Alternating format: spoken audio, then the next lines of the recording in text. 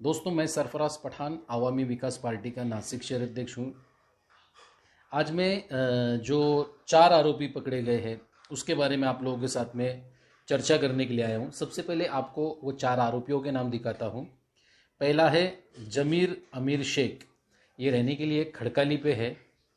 दूसरा है शहबाज अली लियाकत, ये वडाला गांव का घर जगोई है।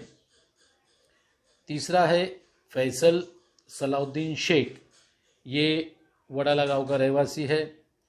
चौथा है जुपियान सलाउद्दीन शेख, ये भी रहने वाला वडाले का है। आप लोगों को पता था, शायद काफ़ी लोगों को पता है, काफ़ी लोगों को नहीं पता है, लेकिन आज इस वीडियो के माध्यम से पता चल जाएंगे। 5/8/2022 को एक एफआईआर दाखिल हुई थी भद्रकाली पुलिस स्टेशन में। सेक्शन थे आईपीसी के। पहले एफआईआर नंबर बताता हूँ, 221/2022। एफआईआर में आईपीसी के कलम है 355, 452, 143, 147, 149, 37/13, 135 मुंबई पुलिस एक्ट। इस धाराओं में ये गुना भद्रकाली पुलिस स्टेशन में 5/8/2022 को दाखिल हुआ। उसके बाद से इसमें के जो आरोपी थे वो फरार हो गए थे, जिसमें एक नसरीन शेख थी खड़काली की और साजिया सलाउद्दीन शेख ये वडाली की थी। इनको पुलिस ने कुछ दिनों के बाद 8-10 दिन 12 दिन के बाद में कुछ पकड़ के मेहरबान कोर्ट के सामने हाजिर किया। मेहरबान कोर्ट ने कुछ 4 दिन की पुलिस कस्टडी दी, पीसी दी।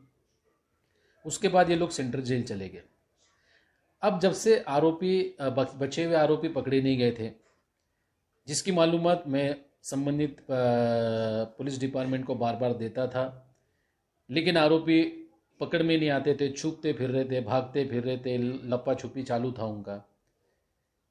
जैसे कल मुझे, परसों के दिन मुझे पता था, मतलब 2 दिन पीछे मुझे पता चला कि कथड़ा करके हमारा जूने नासिक का एक एरिया है, वहाँ पर मेरे फरियाद में के 4 आरोपी, जो मैंने आपको बताया, वो 4 आरोपी यहाँ पर छुपे हुए थे।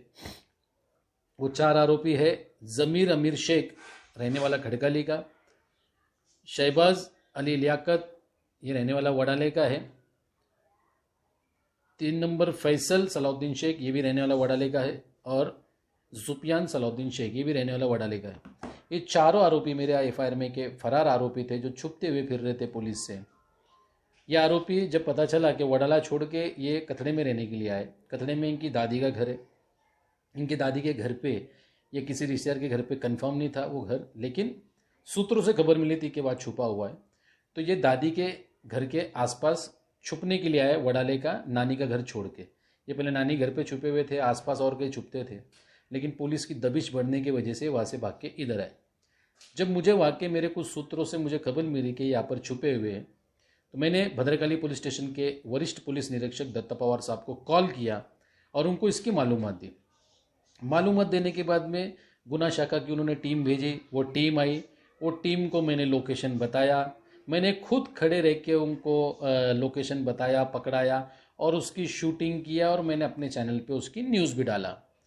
लेकिन अभी बताने का कारण ये है, ये सब चीज़, कि कुछ चूहे जो कुछ करते इधर उधर फिरते हैं, तो उसमें कुछ चूहे वो कथड़े में एक माहौल बना रहे। बोले क्या कथड़े का एक पॉलिटिशियन है जो फ्रंट पे नहीं आ रहा, इसलिए मैं उसका नाम भी ले रहा हूँ। जिस दिन फ्रंट पे आएगा तो मैं किसी का नाम लेने तो जाहिर बात है मैं डरता नहीं, तो नाम भी ले लूँगा। लेकिन एक कथड़े का पॉलिटिशियन है बोले, जिसने उनको हाजिर किया, ऐसा माहौल बना रहे। अब काफ़ी लोग जानते हैं, वहाँ पर जो हमारे कथड़े का एरिया है, वहाँ पर मामा सेठ का दारू का धंधा था, गावठी दारू का धंधा। अम्मा आजी उनके लड़के हैं, उसको भी जानते होंगे। तो वहाँ पर उनके घर के पास में जो भी नया उनका कंस्ट्रक्शन बना, नीचे गाले में ज़्यादातर रात में लड़के लोग बैठते। तो जब मैं पुलिस गाड़ी वहाँ पर डीबी टीम लेके आया, तो उन्होंने खुद देखा कि मैंने खुद आके उनको लोकेशन बता के पकड़ा के दिया, लेकिन कतड़े में माहौल बना रहे, जबकि वो खुद गवाह है। वहाँ के जो स्थानिक लड़के वहाँ पर बैठते, उन्होंने खुद देखा, किसी ने जमा नहीं किया, मैंने पकड़ाया। लेकिन वो कथड़े का जो लीडर है, उसके कार्यकर्ता, उसके पंटर लोग ऐसा बता रहे कि भाई हमने जमा किए तो रात के अंधेरे में, और शूटिंग तो मैंने खुद किया मेरे कैमरे से, जो नीचे स्क्रीन में आपको दिखाई दे रही होंगी। तो मैंने खुद पकड़ा के दिया। ये बात सही है कि जो आयो थे, जिनका तपास थी, वो बहुत निर्गार्जीपना कर रहे थे पकड़ने के लिए, लेकिन मैंने अपने सूत्रों के माध्यम से लोकेशन ट्रैक किया, पकड़ाया। अब बचे हुए और 2 लेडी और 2 जेंट्स आरोपी और 4 आरोपी बाकी है, वो भी वडाले के हैं, तो बहुत जल्द वो भी पकड़े जाएंगे। उनके भी वॉच पे हम लोग हैं, मेरे सूत्र काम कर रहे हैं, मेरे लोग काम कर रहे हैं। जैसे भी परफेक्ट लोकेशन, परफेक्ट जगह पे मिलेंगे, इंशाल्लाह वो भी जेल की सलाखों के पीछे होंगे, मेहरबान कोर्ट के सामने खड़े किए जाएंगे और आगे की जो प्रोसीजर है कोर्ट के माध्यम से उन पर की जाएंगी।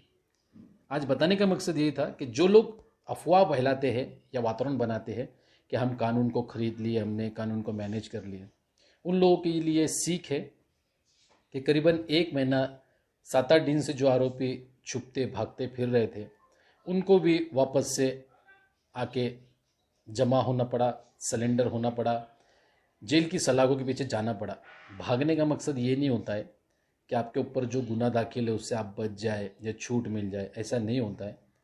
जब तक कि कानून से छूट नहीं मिलती, मतलब जामीन लेना, ये प्रोसीजर जो भी उसका XYZ आगे का प्रोसीजर है, वो प्रोसीजर जब तक नहीं करते, जब तक छूट नहीं मिलती है। लेकिन लोगों को लगता है कि FIR दाखिल हो गई, कुछ दिन भाग जाएंगे, उसके बाद आ जाएंगे, पुलिस भूल जाएंगे, तो कायदा इसकी इजाज़त नहीं देता।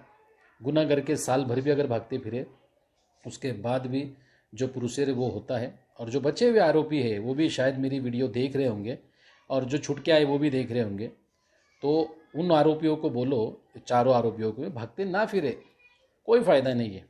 गुनाह दाखिल है, सरेंडर होना पड़ेगा, जमा होना पड़ेगा, और जो कानूनी प्रोसीजर है उसको फेस करना पड़ेगा।